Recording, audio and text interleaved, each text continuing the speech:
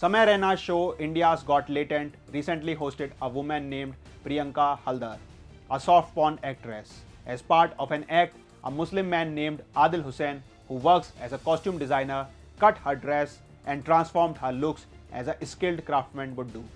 It was being done on stage and everyone was enjoying it. It turns out that Priyanka is the wife of a railway employee and has a 15-year-old son. Even though the host of the show knew it, they acted surprised on camera.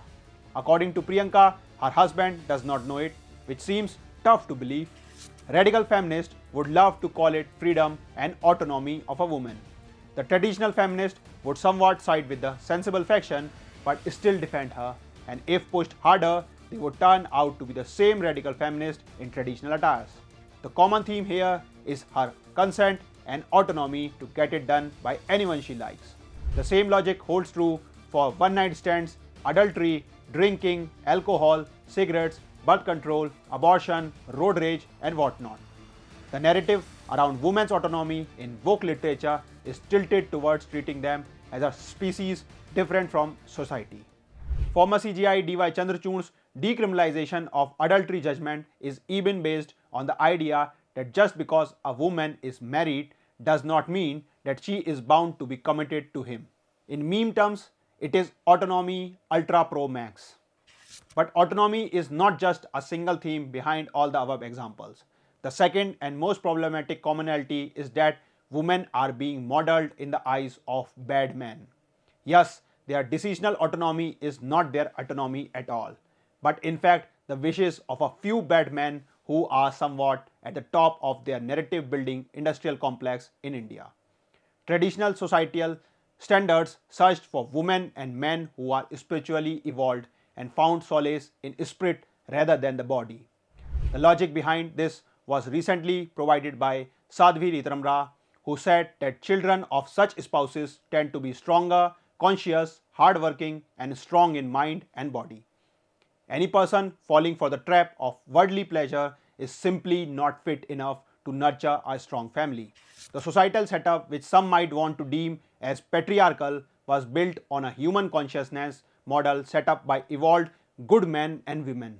Obviously, the bad men whose culture treats women as chattel and objects to consume would not like such women. For them, an ideal woman is adulterous and ready to serve everyone except her family. The same holds true for their idea of men.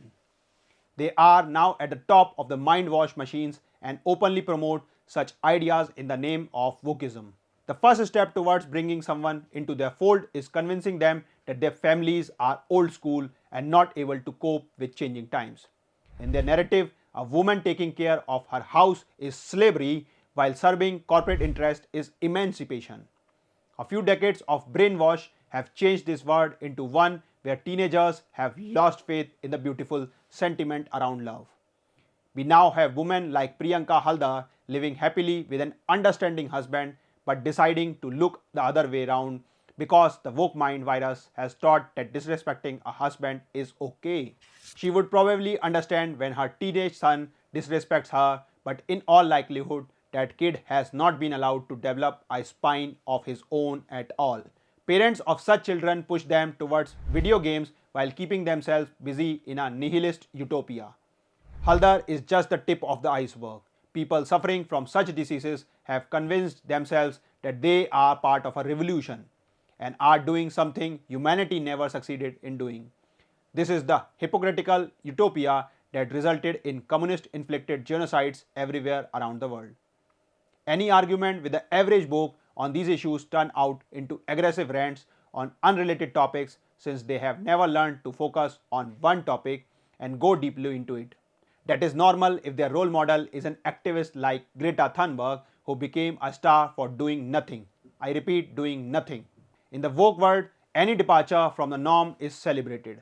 The woke world is no different from the world they claim to overcome. It is simply the process of reversing the so-called hierarchy of morality and treating nihilist persons as ideal humans, while a man or woman working for the country is called by different slurs and pejoratives.